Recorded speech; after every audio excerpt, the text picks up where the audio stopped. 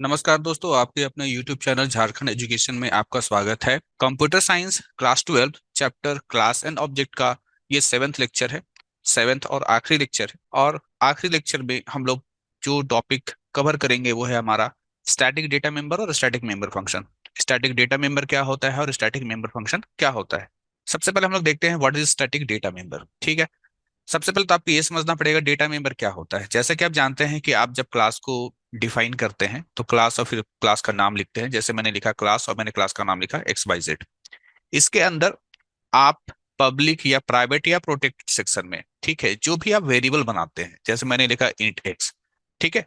तो क्लास के अंदर पब्लिक प्राइवेट या प्रोटेक्टेड सेक्शन में जो भी आप वेरिएबल बनाते हैं उसे हम लोग डेटा मेंबर बोलते हैं। ठीक है।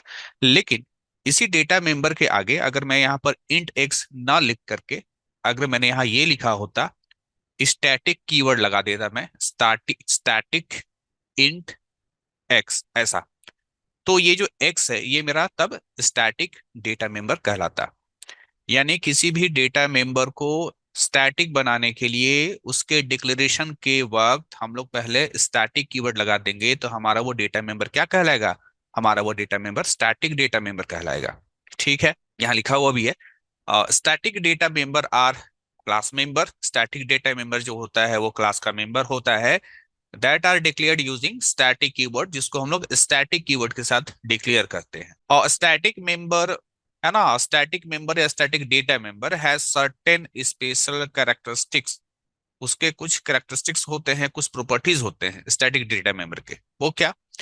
Only one copy of that member is created for the entire class and is shared by all the object of that class no matter how many object are created।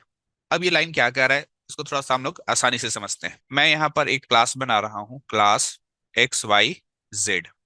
इसके अंदर मान लीजिए हमने public section में दो variable बनाया।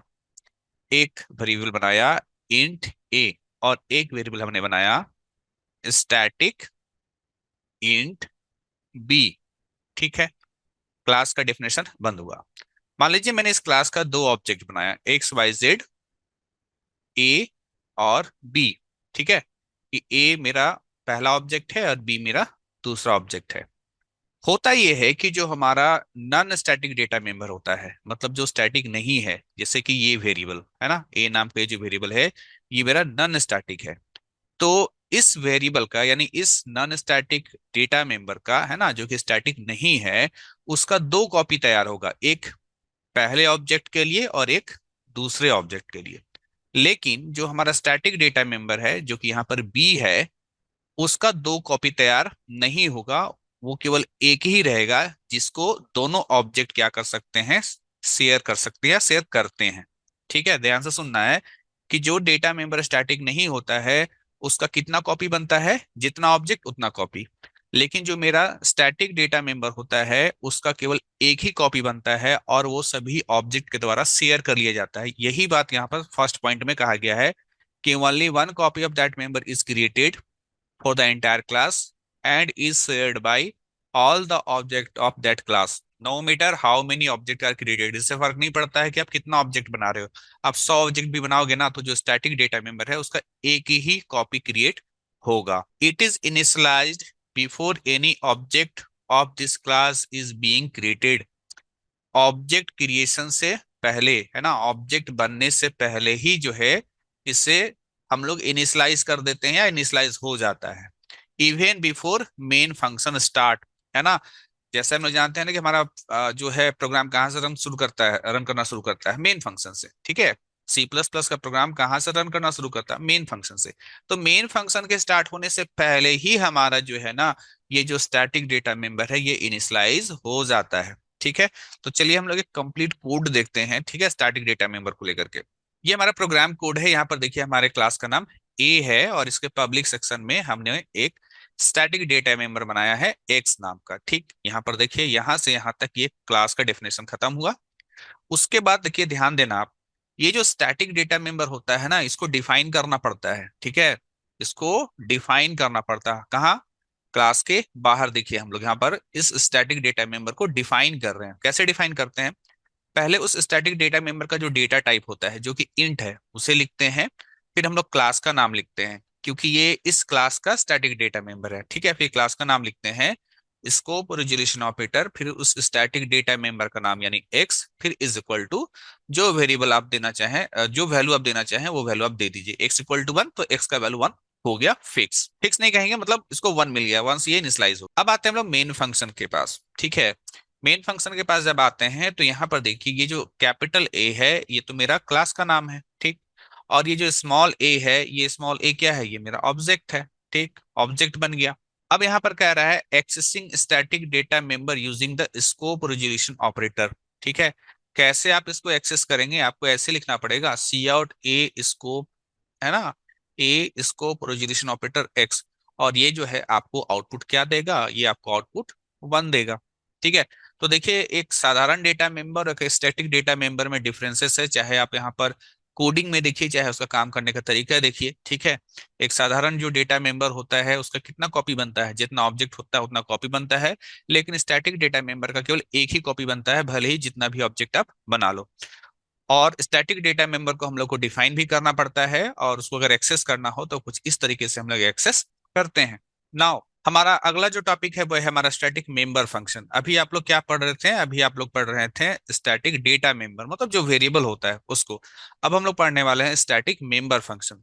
अब देखिए मेंबर फंक्शन आप लोग सुने होंगे, कहाँ सुने होंगे, तो आप जो क्लास बनाते हो, ठीक है, आप जो क्लास बनाते हो तो क्लास के अंदर आप जो फंक्शन बनाते हो, है ना, उसको ही हम लोग क्या बोलते हैं, मेंबर फंक्शन बोलते हैं। जैसे आपने इस क्लास के अंदर एक्स वाई जेड नाम का आपने क्या बनाया, एक फंक्शन बनाया, ठीक है। चाहे पब्लिक बनाओ आप, चाहे प्राइवेट बनाओ, चाहे आप प्रोटेक्टेड बनाओ, तो ये जो फंक्शन है क्लास के अंदर ना, इसको हम लोग क्या बोलते हैं, इसको हम लोग बोलते हैं मेंबर फंक्शन। लेकिन यहाँ पर बात आ रहा है स्टैटिक मेंबर फंक्शन किसको बोलते हैं, ठीक है। तो स्टैटिक मेंबर फंक्शन देखते हैं। In C plus plus it can also have static member function. C plus plus में स्टैटिक मेंबर फंक्शन भी होता है, जैसे स्टैटिक डेटा मेंबर होता है वैसे ही आपका स्टैटिक मेंबर फंक्शन भी होता है। A member function that is declared by static keyword. यहाँ भी वैसे ही कहा जा रहा है कि अगर फंक्शन के साथ स्टैटिक कीवर्ड लगा देते हैं तो आपका वो फंक्शन जो है स्टैटिक बन जाता है, ठीक है। आगे बताया गया है कि जो प्रॉपर्टीज होता है स्टैटिक मेंबर फंक्शन का वो कुछ इस प्रकार है। A static member function can have access to only other static member function or variable declared in the same class। एक स्टैटिक जो मेंबर फंक्शन होता है वो केवल स्टैटिक मेंबर फंक्शन या स्टैटिक वेरिएबल या स्टैटिक डेटा मेंबर, है ना, एक स्टैटिक मेंबर फंक्शन दूसरे स्टैटिक मेंबर फंक्शन या फिर दूसरे डेटा स्टैटिक डेटा मेंबर जो होता है उनको ही एक्सेस कर सकता है, ठीक है, लेकिन उसी क्लास का। आगे बताया गया है A static member function can be called using the class name given as follows। एक स्टैटिक मेंबर फंक्शन को कॉल करने का खास तरीका होता है, वो तरीका नीचे बताया गया है कि किस प्रकार से आप एक स्टैटिक मेंबर फंक्शन को कॉल कर सकते हैं। आपको लिखना पड़ेगा क्लास का नाम, स्कोप रेजोल्यूशन ऑपरेटर, उसके बाद फंक्शन का नाम लिखेंगे, है ना, स्टैटिक मेंबर फंक्शन का नाम लिखेंगे, और इस प्रकार से आप स्टैटिक मेंबर फंक्शन को कॉल करवा सकते हैं। अगेन हम लोग इसका एक कोड देखते हैं। यहाँ आपके क्लास का नाम ए है और यहाँ पर लिखा हुआ है स्टैटिक इंट ए, ये आपका स्टैटिक डेटा मेंबर है। और ये क्या है, ये प्राइवेट है, ठीक है, ये क्या है, ये प्राइवेट है। पब्लिक सेक्शन में आइए, यहाँ पर लिखा है स्टैटिक इंट गेट स्टैटिक, है ना। और ये क्या है, चूंकि देखिए गेट स्टैटिक तो मेरा फंक्शन है नजर आ रहा है और इंट इसका रिटर्न टाइप है, लेकिन इसके आगे स्टैटिक लगा हुआ है तो ये मेरा स्टैटिक मेंबर फंक्शन हुआ, ठीक है। गेट स्टैटिक क्या हुआ, गेट स्टैटिक मेरा स्टैटिक मेंबर फंक्शन है। और स्टैटिक मेंबर फंक्शन क्या कर रहा है, या इस स्टैटिक मेंबर फंक्शन के जरिए आप क्या काम करवा रहे हैं, रिटर्न एक्स, हम लोग एक्स का वैल्यू को रिटर्न करवा रहे हैं। तो अभी आपने डेफिनेशन में पढ़ा था कि एक, या प्रॉपर्टीज में पढ़ा था कि एक स्टैटिक मेंबर फंक्शन केवल स्टैटिक मेंबर को ही एक्सेस कर सकता है। यानी एक्स, देखिए एक्स आपका स्टैटिक डेटा मेंबर था, तो एक स्टैटिक फंक्शन एक स्टैटिक मेंबर को ही एक्सेस कर सकता है। ये यहां से आपका बात प्रूफ हुआ, ठीक है। तो इस क्लास के अंदर एक स्टैटिक डेटा मेंबर है और एक स्टैटिक मेंबर फंक्शन है। अब जैसा कि आपने कुछ देर पहले पढ़ा था स्टैटिक डेटा मेंबर के बारे में कि उसको क्या करना पड़ता है, स्टैटिक डेटा मेंबर को क्लास के बाहर डिफाइन करना पड़ता है, ठीक है। तो यहाँ पर आपका स्टैटिक डेटा मेंबर कौन था, एक्स था, ठीक है। क्या था, एक्स था, ये देखिए यहाँ पर लिखा हुआ है एक्स था। तो इसको क्लास के बाहर कैसे डिफाइन करते हैं? सबसे पहले उसका जो है हम लोग डेटा टाइप इंट, फिर क्लास का नाम ए, स्कोप, रिजोल्यूशन ऑपरेटर, फिर स्टैटिक डेटा मेंबर का नाम एक्स, फिर इज इक्वल टू वन। ठीक है, तो हमने यहाँ पर डिफाइन कर लिया स्टैटिक डेटा मेंबर को। अब हम लोग आते हैं मेन फंक्शन के पास। जब आप मेन फंक्शन के पास आते हो तो यहाँ पर क्या लिखा है? ए यहाँ पर हमारा क्लास का नाम हो गया, और ये जो है ए मेरा ऑब्जेक्ट का नाम हो गया। यहाँ पर क्या लिखा हुआ? सी आउट ए गेट स्टैटिक। लेकिन ये जो कोड है, अभी जैसा मैंने यहाँ पर बताया कि क्लास का नाम, स्कोप, रिजोल्यूशन ऑपरेटर और फंक्शन का नाम, ठीक है। तो यहाँ पर ये चीज ना हो करके ये जो लिखा है ये ऐसा चीज नहीं होगा। यहाँ पर आपको लिखना पड़ेगा क्लास का नाम क्या है? ए, ठीक है, स्कोप, रिजोल्यूशन ऑपरेटर, और उसके बाद आप यहाँ पर लिखेंगे गेट स्टैटिक। यहाँ थोड़ा मिस्टेक हुआ है, गेट स्टैटिक, है ना। और इस प्रकार से आप क्या कर सकते हैं? इस प्रकार से आप फंक्शन को कॉल करा सकते हैं। ठीक है, तो क्या होगा आपका? आपको लिखना पड़ेगा क्लास का नाम, स्कोप, रिजोल्यूशन ऑपरेटर, फिर आप जो है स्टैटिक मेंबर फंक्शन का नाम लिख करके इस प्रकार से आप क्या करा सकते हैं? कॉल करा सकते हैं। ठीक है, तो यहाँ पर ये जो कोड है ये थोड़ा सा गलती बस ऐसा जो है मैंने लिख दिया था, आप यहाँ सुधार लेंगे। ए, स्कोप, रिजोल्यूशन ऑपरेटर और गेट स्टैटिक, जैसा कि अभी देखिए पिछला साइड में बताया भी गया था कि स्टैटिक मेंबर फंक्शन को कैसे कॉल कराते हैं। क्लास का नाम लिखते हैं, स्कोप, रिजोल्यूशन ऑपरेटर लिखते हैं, देन फंक्शन का नाम लिखते हैं। तो यहाँ भी आपको वैसे ही करना है, सी आउट करके ए, क्लास का नाम, स्कोप, रिजोल्यूशन ऑपरेटर, देन आपका स्टैटिक मेंबर फंक्शन का नाम। ठीक है, तो ये फंक्शन जब कॉल होगा तो आप कहाँ जाओगे? आप यहाँ जाओगे, और यहाँ पर क्या बोल रहा है कि एक्स का वैल्यू को रिटर्न करो। एक्स का वैल्यू कितना है? एक्स का वैल्यू वन है, तो एक्स का वैल्यू यहाँ पर क्या रिटर्न होगा? यहाँ पर वन रिटर्न होगा। और ये जो वन रिटर्न होगा तो सी आउट ये क्या करेगा? ये सी आउट इसी वन को क्या कर देगा? प्रिंट कर देगा, क्योंकि इस फंक्शन ने क्या रिटर्न किया? इस फंक्शन ने वन रिटर्न करवाया, तो सी आउट क्या करेगा? उस वन को प्रिंट कर देगा। इसलिए यहाँ पर आउटपुट क्या बताया जा रहा है? इसलिए आउटपुट यहाँ पर वन बताया जा रहा है।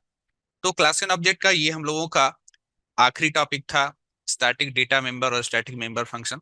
आज तक इससे क्वेश्चंस नहीं आया है, बस एक बार एक एमसीक्यू पूछा है, वरना इससे कोई इस टॉपिक से कोई भी क्वेश्चंस नहीं आया है। लेकिन तब भी एमसीक्यू के लिहाज से आप जो है इसको जरूर देखिए और अच्छे तरीके से इसको समझ लेना है आपको। मिलते हैं नेक्स्ट वीडियो लेक्चर में, तब तक के लिए थैंक यू।